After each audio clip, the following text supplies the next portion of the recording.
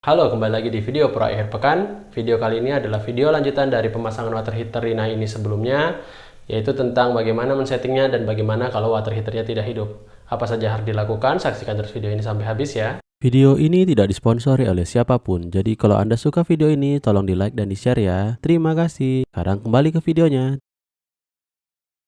Ya, pertama kita jawab adalah pertanyaan yang paling banyak ditanyakan adalah bagaimana kalau misalnya water heaternya tidak hidup, apa ada salah di mesinnya atau semacamnya ya. Pertama-tama kalau misalnya mesinnya tidak hidup pada saat air dihidupkan, itu pertama dicek dulu ininya, indikatornya ini ada on off ya. Pastikan dia di posisi on ya. Ini kalau misalnya kelihatan, kadang-kadang orang lupa, termasuk saya pertama kali pada saat memasangnya. Yang kedua, pastikan baterainya benar dimasukkan, posisi baterainya, dan pastikan juga baterainya memang ada isinya ya, bukan baterainya belum habis.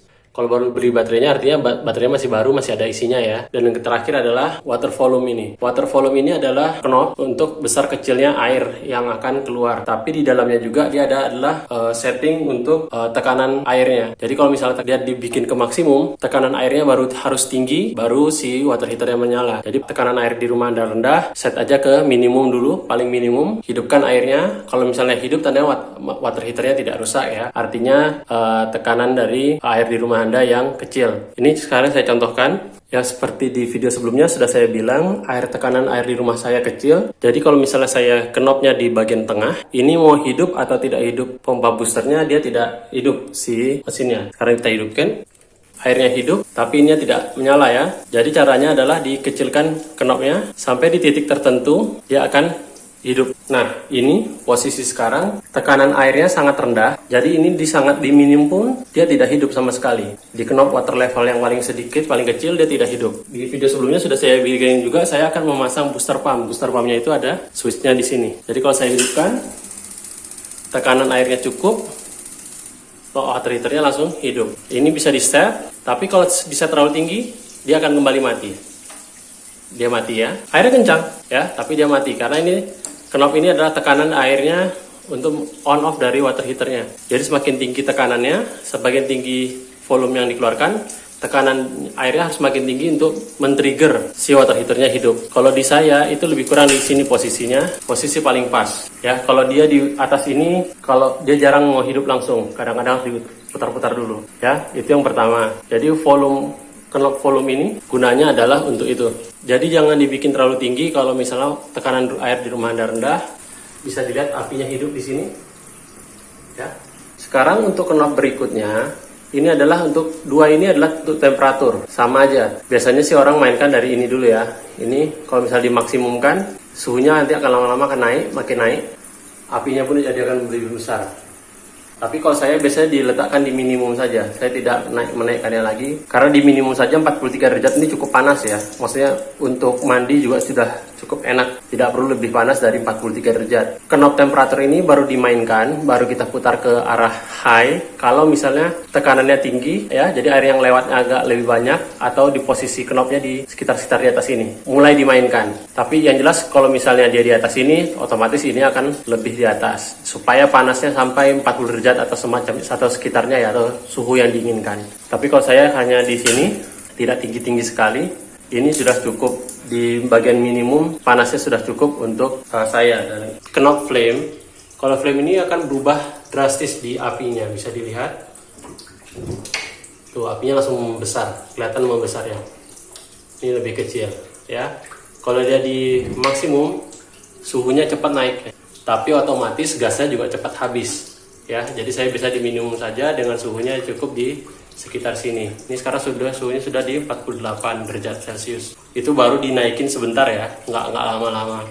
Jadi itu dimainkan ya kalau misalnya water volumenya sampai hampir maksimum ya, jadi airnya banyak banget. Jadi ini untuk knob-knobnya, jadi tidak perlu bingung kalau misalnya dia tidak hidup, water heaternya tidak hidup pada saat dihidupkan airnya. Tadi ya dicek dulu on off-nya, kedua dicek dulu baterainya sudah benar ya dan ada isinya, dan ketiga adalah di water volumenya diarahkan ke minimum. Kalau misalnya Anda bingung tekanan cukup atau tidak, arahkan paling minimum, hidupkan. Sekarang kita akan coba mengganti baterainya dengan baterai ini. Ini baterainya sudah hampir habis, tapi masih bisa hidup sebetulnya, tapi sudah hampir habis, jadi kadang hidup kadang tidak. Bagaimana bentuk dari water heaternya ya? Kalau misalnya ini kalau yang ini masih yang normal ya, masih baterai yang bagus. Kalau dihidupkan bentuknya seperti ini. Ya. Sekarang kalau misalnya kita ganti, bagaimana bentuknya kita coba ya. Oke, ini sudah diganti dengan baterai yang agak soak. Gimana bentuknya? Ya. Airnya, ini apinya masih hidup ya. Maksudnya api water heaternya hidup. Apinya masih hidup ya. Tapi kalau misal dilihat tadi pada saat dia hidup, lampu indikator ini sempat redup, baru hidup keluar lagi. Kita ulang seperti mana kayak gini ya. Ya, lihat baik-baik. Tuh, sempat hilang beberapa 1 detik lah mungkin lebih kurang, tapi dia hidup lagi keluar. Itu artinya baterainya sudah hampir habis, belum habis, hampir habis. Tapi kalau misalnya pada saat dia begitu dan apinya tidak hidup-hidup, itu artinya baterainya harus diganti. Kalau ini sudah tanda-tanda baterainya harus diganti, tapi masih bisa digunakan, tapi sebaiknya diganti saja daripada pada saat penting malah dia water heaternya tidak hidup. Ya, itu ciri-ciri kalau baterainya mau habis. Di rumah saya lebih kurang baterai itu diganti setelah 5-6 bulan ya. 5-6 bulan lebih kurang sudah diganti. Ini saya pasang di Februari, pertama kali saya ganti itu sekitar Juli lah, kalau nggak salah Juli, dan sekarang sudah Desember, hampir habis lagi. Jadi ya lebih kurang 5 bulan lah untuk penggantian dari baterainya. Oke, ini untuk yang dari baterai. Nah, sekarang kondisi yang biasanya terjadi adalah gasnya habis. Bagaimana bentuk gejala dari si water heaternya kalau misalnya gasnya habis? Ini masih pakai baterai tadi yang belum saya ganti ya, masih baterai yang sudah habis yang harus diganti. Jadi bentuknya seperti ini.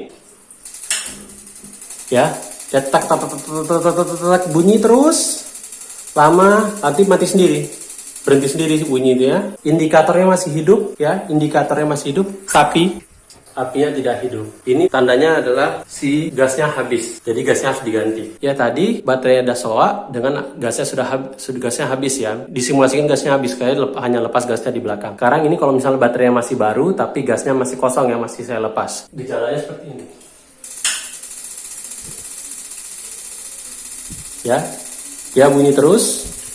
Setelah sekian lama dia akan mati, ya. Ini mati dan apinya tetap tidak hidup. Kalau misalnya Anda nggak tahu apinya hidup atau tidak, suhunya nggak akan naik. Dia hanya diam di 31. Itu artinya suhu air di luar 31-30 derajat ini. Itulah ciri-cirinya. Ya, itu adalah beberapa pertanyaan yang paling sering saya dapatkan di video sebelumnya tentang masang water heater ini. Semoga video ini bisa membantu dalam menyelesaikan masalahnya. Untuk yang menggunakan merek berbeda, mungkin knobnya berbeda, mungkin tombolnya berbeda, tapi prinsip kerjanya lebih kurang sama. Jadi dicari adalah pertama tuh water volume yang paling penting kalau misalnya si water heaternya tidak hidup. Atau misalnya dia apinya tidak nyala, mungkin harus dicek adalah baterai dengan si gasnya. Jadi jangan takut, jangan panik dulu. Kalau Anda masih bingung, Anda boleh mencoba membuka manualnya. Manual itu jangan dibuang ya, tapi dibaca. Karena di situ ada petunjuk-petunjuk kalau misalnya ada terjadi kesulitan seperti itu. Kalau Anda masih punya pertanyaan, boleh tulis komen di bawah. Terima kasih yang sudah menonton sampai habis.